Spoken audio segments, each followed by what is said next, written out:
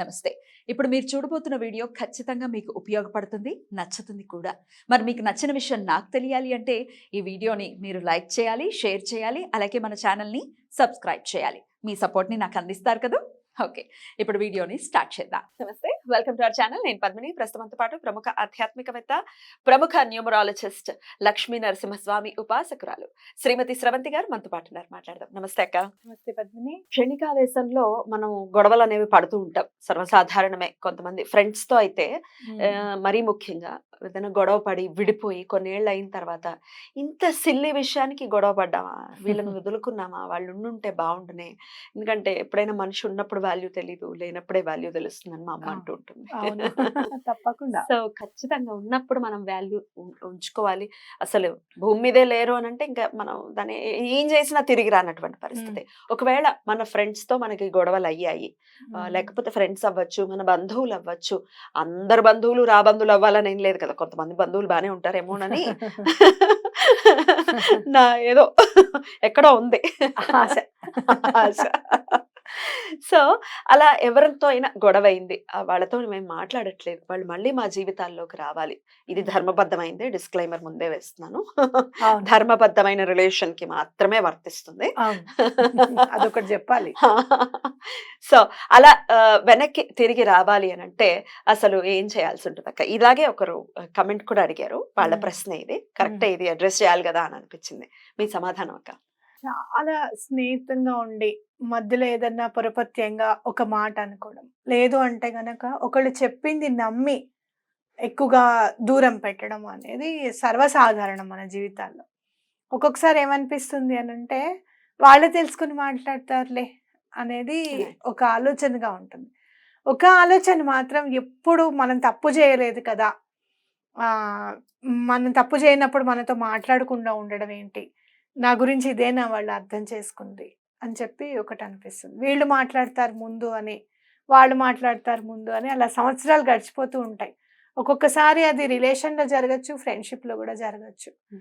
అయితే అప్పుడు మనం చేసేది ఏంటి, మనం ఎలా యూనివర్స్తో మనం మాట్లాడాలి అని అంటే, ఏదైనా ఒక చెట్టుకి కానీ వాటర్ తాగేటప్పుడు కానీ ఎలిమెంట్ని తీసుకోవాలి మనం. ఈ 5 ఎలిమెంట్స్లో వాటర్ ఈజ్ పవర్ఫుల్ ఎలిమెంట్ అనమాట. ఆ వాటర్ దగ్గర పెట్టుకొని ఎందుకు ఇలా జరుగుతుంది, కొంచెం వాళ్ళకి ఎలా అయినా సరేనా ఆలోచన కానివ్వు, లేకపోతే నేను తప్పు చేశాను అని కనుక ఫీలింగ్ ఉంటుంది, అరుస్తాం ఒక్కొక్కసారి, అందరి ముందు అరిచేస్తాం, ఫోన్లో అరిచేస్తాం ఆలోచన లేకుండా.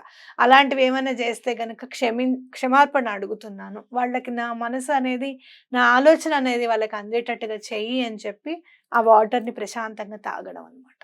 సో అలా మనం చేసుకోవచ్చు. ఇంకోటి ఏంటంటే స్విచ్ వర్డ్ అనేది ఎప్పుడు కూడా చాలా బాగా పనిచేస్తుంది. ఎందుకంటే మనం ఎప్పుడు చెప్పుకుంటాం సబ్కాన్షియస్ మైండ్, మన సబ్కాన్షియస్ మైండ్కి కనుక రీచ్ అవుతే కనుక ఆ పని తప్పకుండా అవుతుంది అని మనం చెప్పుకుంటూ ఉంటాం.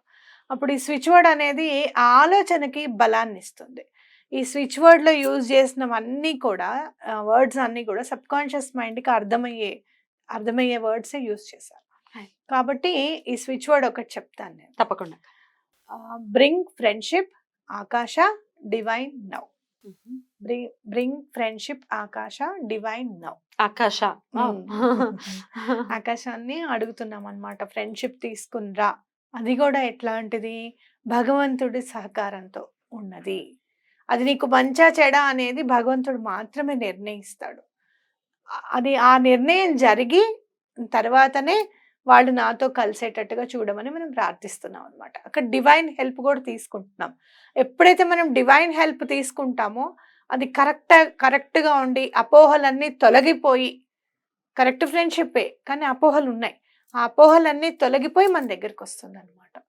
ఇది ఇంకోటి ధర్మబద్ధమైనవి అన్నమాట నిజంగా చాలా ఇంపార్టెంట్.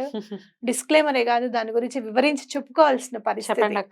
ఎందుకంటే చాలా మంది నాకు కాల్స్ చేస్తూ ఉంటారు, అట్లా లేడీస్ అని తీసేసేయి, no discrimination in this problem, gender discrimination ఏమీ లేదు. ఒక్కొక్కసారి అవాక్ అయిపోయి నన్ను నేను సంభాళించుకోవాల్సిన పరిస్థితి అన్నమాట. ఎవరితోనూ చెప్పుకోలేక ఇలా వచ్చింది ప్రాబ్లం అంటే ఏం చెప్తాము?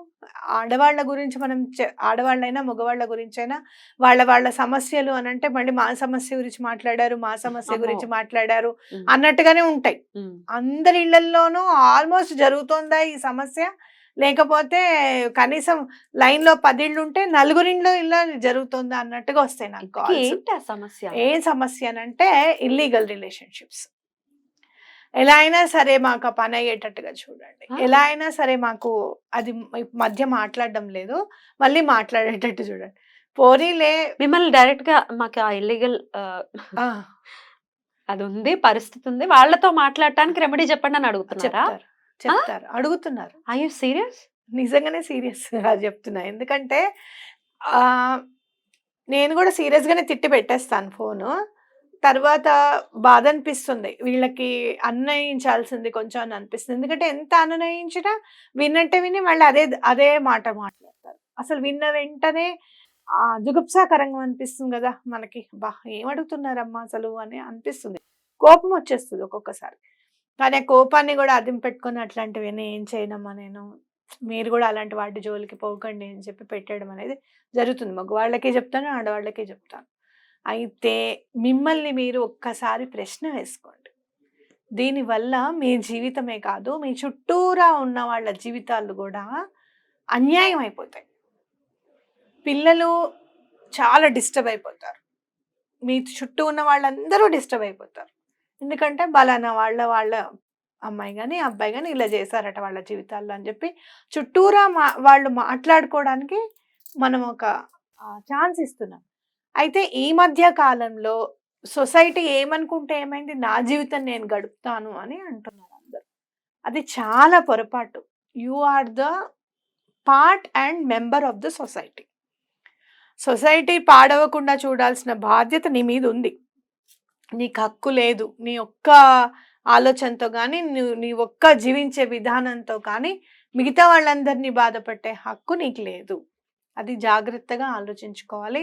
చాలా థిన్ లైన్ ఉంటుంది పద్మిని. అది చాలా సన్న దారమంత లైన్.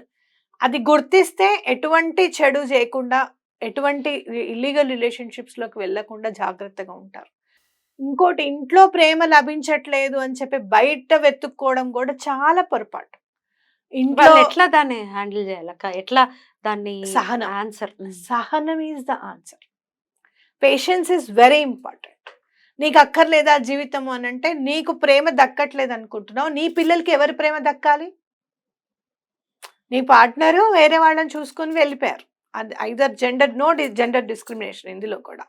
వెళ్ళిపోతున్నారు. కరెక్టే. కానీ మరి నీ పిల్లలేమవ్వాలి? నువ్వేదైనా చెడు ఆలోచన తీసుకున్నావనుకో, సూసైడ్ చేసుకోవాలనుకున్నావు, లేకపోతే వెళ్ళిపోవాలనుకున్నావు. వాళ్ళలాగానే నేను గూడా బిహేవ్ చేస్తా అనుకున్నావు. మరి పిల్లలు? వాళ్ళ ఆదరణ గాని, వాళ్ళ పెంపకాన్ని గాని ఎవరు చూస్తారు? సో, మనకి దక్కని ప్రేమని మన పిల్లలకిద్దాం ఇంకా ఎక్కువ చేసి అని అనుకున్నప్పుడు ఈ ప్రాబ్లమ్ నుంచి సొల్యూషన్ వచ్చేస్తుంది మనకి. కేవలం సంతోషం అనేది మనం అనుభవిస్తేనే కాదు. మన పిల్లలు అనుభవించేటప్పుడు, మన చుట్టూరా ఉన్న వాళ్ళు అనుభవించే సంతోషాన్ని మనది అనుకున్నప్పుడు ఇలాంటి ప్రాబ్లమే రాదు. అవునా? సో, ఇది చాలా జాగ్రత్తగా గుర్తుపెట్టుకోండి. మంచి వాటికి ఈ స్విచ్ వర్డ్ యూజ్ చేయండి. తప్పకుండా మీకు ఆన్సర్ దొరుకుతుంది. అన్నప్పుడు కూడా ఇది తప్పకుండా బ్రింగ్ అతని హస్బెండ్ పేరు ఆకాశ డివైన్ లవ్ అనేది తప్పకుండా చదవండి. తప్పకుండా మీకు మంచి జరుగుతుంది. ఎన్నిసార్లు చదవమంటారక్క? 28 టైమ్స్ మినిమం ఏ స్విచ్ వర్డ్ అయినా. పొద్దున్న, మధ్యాహ్నం, రాత్రి. ఇంకెక్కువగా చదువుకుంటే ఇంకా మంచిది. బ్యూటిఫుల్ అక్క. చాలా చాలా బ్యూటిఫుల్‌గా అడిగిన వాళ్ళు కూడా చక్కగా అడిగారు. చక్కటి టాపిక్ ఇది డెఫినిట్‌గా. ఇది ఏ ఇద్దరి మధ్య అయినా పొరపచ్చాలొచ్చి విడిపోయి అరెరే! కలిస్తే బావుండు అనుకున్న వాళ్ళకి ఖచ్చితంగా ఇది హెల్ప్ అవ్వాలని మనస్ఫూర్తిగా